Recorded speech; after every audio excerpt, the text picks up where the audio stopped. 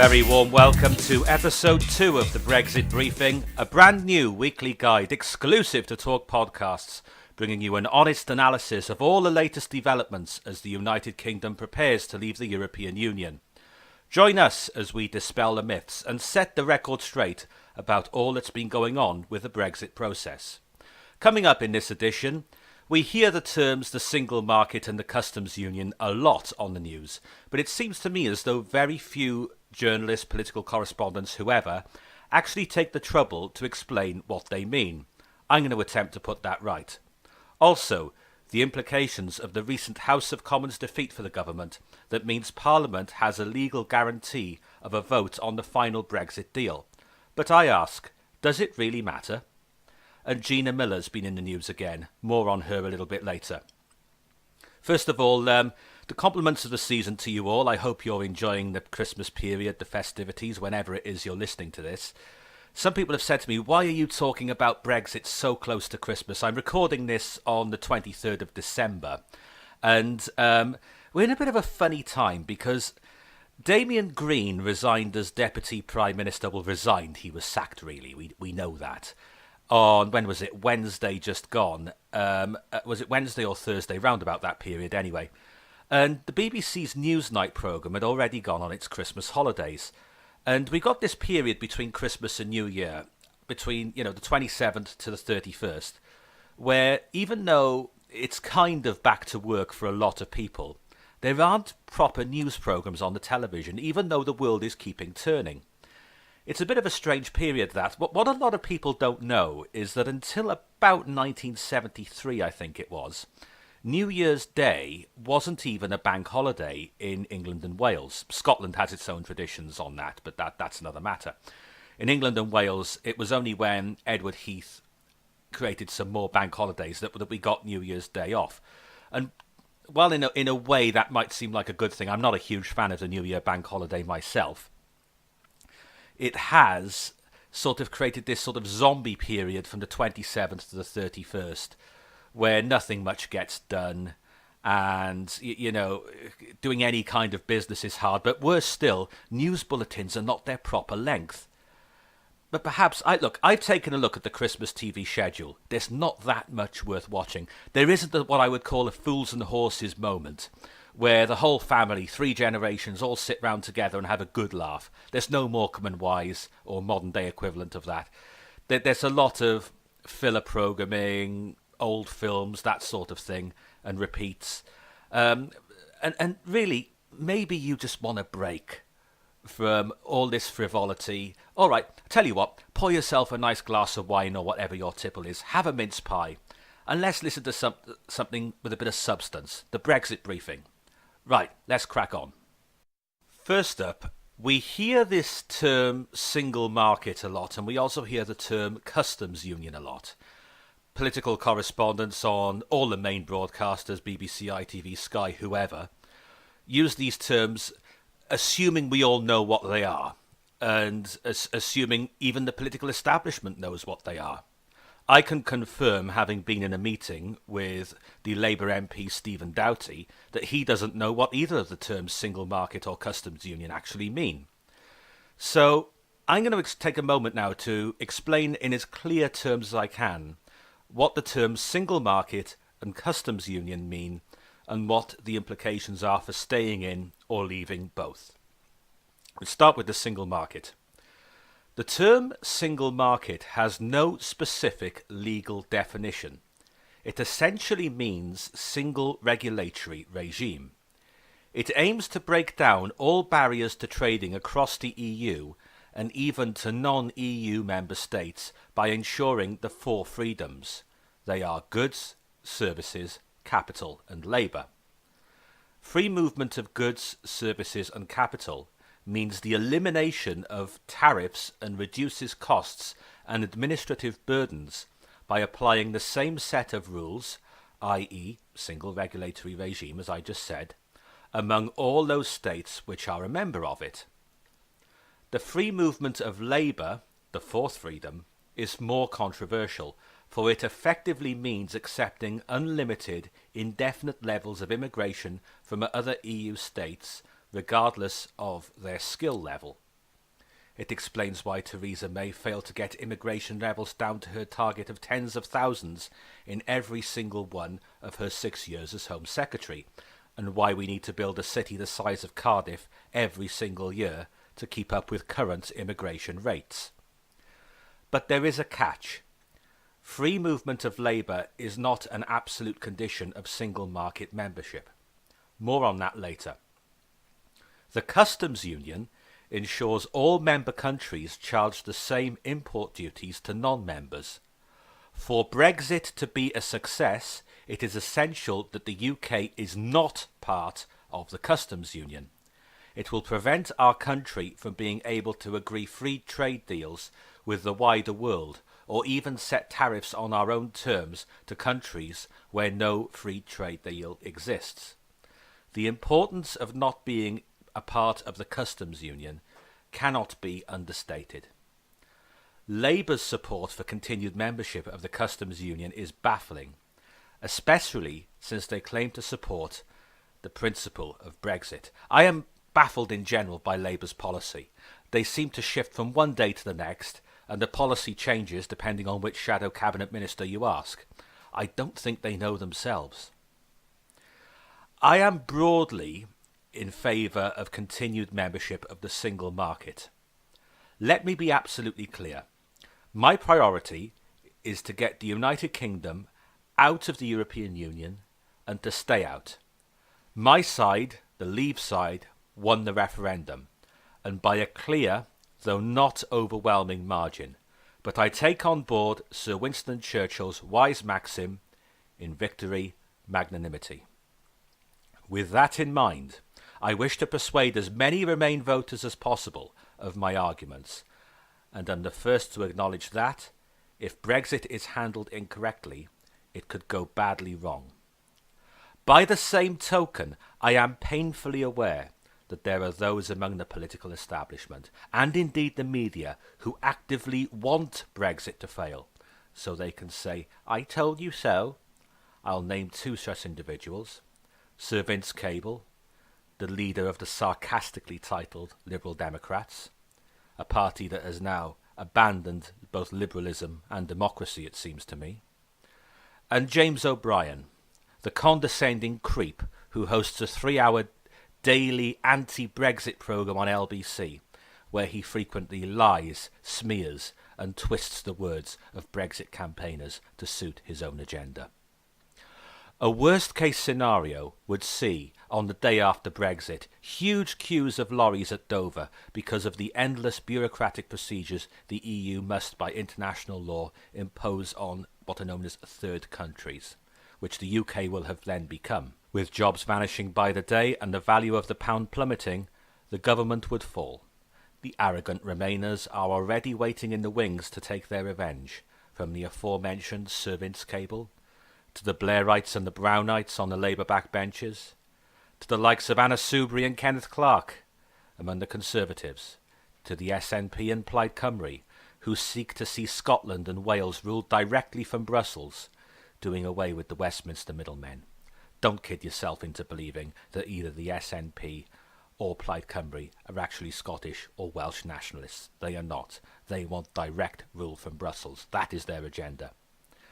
A new government of any party could then seek election pledging re-entry into the European Union on whatever terms they could get, meaning we would almost certainly be compelled to adopt the euro as part of our national humiliation. We could also forget controlling our borders, whether from a cheap influx of EU labour or from the social unrest being brought about by the massive growth of Islamic populations across mainland Europe. That is the nightmare scenario.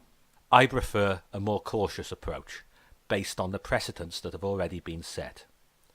What is colloquially known as the Norway option would be far, far easier to achieve, because we would be following a path that has already been laid out, meaning years of monotonous negotiations would not be necessary. Here's how it works. Norway is not, nor has ever been, a member of the European Union. It is, however, a member of the European Economic Area, the EEA. If the UK chose to stay in the EEA, we would be able to leave the EU, agree our own trade deals with non-EU countries, since we would not be in the customs union, and would stay in the single market. Crucially, we would also be able to suspend freedom of movement, and this is where UKIP went wrong. UKIP has been sending leaflets to houses up and down the country, possibly every house in the country, saying that we can't suspend freedom of movement if we stay in the single market. This is incorrect. EEA members are allowed to activate Article 112 of the EEA agreement, known as the emergency brake. This method has been used by Liechtenstein to suspend freedom of movement indefinitely and to implement its own quota system. As a far larger country, with much more clout, the UK could do the same thing with ease. There are inevitably downsides to EEA membership, and I admit this quite openly. We would still have to pay some money every year, though nowhere near as much as at present. We would also have to accept their regulations when we traded with the EU, but then again, we also have to accept the rules of the USA, China, India, or any other country we choose to trade with, which is reasonable. But on the crucial matters, parliamentary sovereignty, the supremacy of British courts, immigration controls, as I just said, the ability to form trade deals with the wider world, and the ability to form a genuinely independent foreign policy, we would be winners on all counts. We would no longer be in a situation where EU law overrides British law. The highest courts in the land would sit in this country. Our elected representatives in Parliament would have the power to set criteria to limit immigration levels. Our armed forces personnel would never ever have to swear an oath of allegiance to the EU flag. It's coming, Mr. Juncker has said as much, and we would be free from the protectionist EU regulations that currently prevent us from forming free trade deals with the wider world, such as Brazil, India and Singapore, places with growing economies and populations, where people actually live. This solution is remarkably straightforward and uncomplicated. The roadmap is already in place. Why is our political establishment so reluctant to embrace it? Don't forget to check out the other podcasts on the website. Elliot Spiteri's Talk Motoring is available right now. In the first edition, Elliot previews the 2021 Baby Mini SUV, McLaren's $1 million Senna hypercar, the Porsche 911 Next Generation, and the Lamborghini Urus. He also looks at the legal implications of contradictory government advice and subsequent tax policy on diesel cars. And coming up in early 2018, radio legend Tony Horn joins us with the Dead Good podcast, where he looks back on the lives of the recently deceased, both famous and not so famous. On the 13th of December, the government suffered a blow. Well, we were told it was a blow anyway, when it was narrowly defeated in the House of Commons for the first time on its own business programme was defeated for the first time, when 11 Tory MPs joined in a rebellion, which the end result was that Parliament will now be given a legal guarantee of a vote on the final Brexit deal struck with Brussels. Let's listen in to hear how MPs reacted when the vote went through.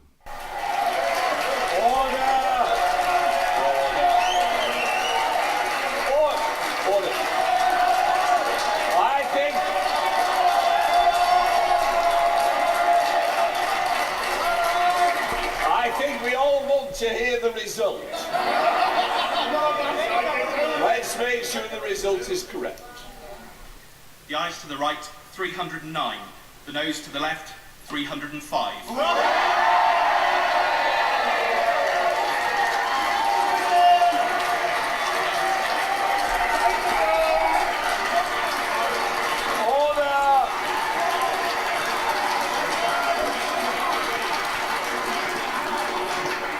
I'm sure you want to hear the result to make sure it is correct. The ayes to the right, 309. The noes to the left, 305. The ayes have it, a lock. You heard two people speaking in that clip amongst all the shouting. The first was the Deputy Speaker, Lindsay Hoyle, who very sadly experienced a tragedy just 2 days after that, when his daughter was found hanged at the age of 28. So our thoughts are very much with him. It's always tragic to lose somebody under such horrible circumstances, but it probably is a bit worse at this time of year when families are getting together. So our thoughts are very much with him, I'm sure you'll all agree. The other voice you heard, the person giving out the result, was Stephen Doughty, the MP for the constituency I live in, Cardiff South and Penarth. I can tell you a little bit about Mr. Doughty because in, I think it was August or September of 2016, I attended a seminar in the constituency, and there were 12 of us present, and of those 12, I was the only one who supported Brexit, and the whole thing was farcical. I've written about it at length on my blog, sovereigntyuk.com, if you wanted full details of that experience. But what I can tell you is, firstly, Mr. Doughty does not know what the terms single market and customs union mean, so maybe he could benefit from listening to the early part of the podcast. And secondly, I left that meeting in no doubt whatsoever that he would do everything he could to try and delay and frustrate and preferably block the Brexit process if he thought he could get away with it. The interesting thing about Mr. Doughty is that over the years, when more and more powers were handed over to Brussels, whether it be through the various EU treaties or by piecemeal means, he had absolutely nothing to say about Parliament's sovereignty being eroded. And yet now, when 17.4 million people voted leave to get us out of the European Union, he suddenly developed a newfound enthusiasm for Parliament to have a say on the Brexit process. I find that a touch two-faced, don't you? Now just listen to those noises, those animal-like noises we heard from the House of Commons chamber as the result was announced. That shows the sheer contempt with which many MPs hold the British people for daring to vote leave. Like Mr. Doughty, don't kid yourself into believing that they care about Parliament having a say. They do not. This is about them trying to frustrate and water down the Brexit process if they can get away with it. They knew full well that they were weakening the Prime Minister's hand, or at least humiliating her, just a day before she went back to Brussels for the latest stage of negotiations. In practical terms, what it means is that unless the government manages to overturn it further down the line, a new Act of Parliament will have to be passed before ministers can implement the withdrawal deal struck with Brussels. Ministers had made several efforts to placate the Conservative rebels before that vote, and argued that Dominic Grieve, the ringleader of this, with his amendment had put unnecessary pressure, time pressure, on the government if talks with the EU continued until the last minute. But beyond that, does it really matter? Well, probably not, because Theresa May had promised Parliament to vote on it anyway, and this just formalises it. And it's also worth bearing in mind that if there's no deal come March 2019, the UK will leave the European Union regardless, and Parliament won't be consulted at all. They cannot be consulted on a deal that does not exist. So in the grand scheme of things, does it really matter that much? Well, apart from humiliating Theresa May when she went to Brussels, probably not. But were those rebels, so-called rebels on the Tory backbenches, and those on the Labour backbenches who treat Leave voters with utter contempt, helping matters in any way? Absolutely not. And finally, we're a bit pushed for time, so I'll keep this brief. Do you remember Gina Miller, the businesswoman who successfully brought a court case which forced the government to get a parliamentary vote before triggering an Article 50? Now, a few days ago, just before Christmas, she was involved in a debate with the Tory MP Michael Fabricant on Sky News, when she claimed that British citizens would require visas to visit EU countries post-Brexit. This was alarmist rubbish, and I suspect she knew it. The United Kingdom joined the EEC, the precursor to the EU, in 1973, but British citizens did not need visas to visit mainland Europe long before then.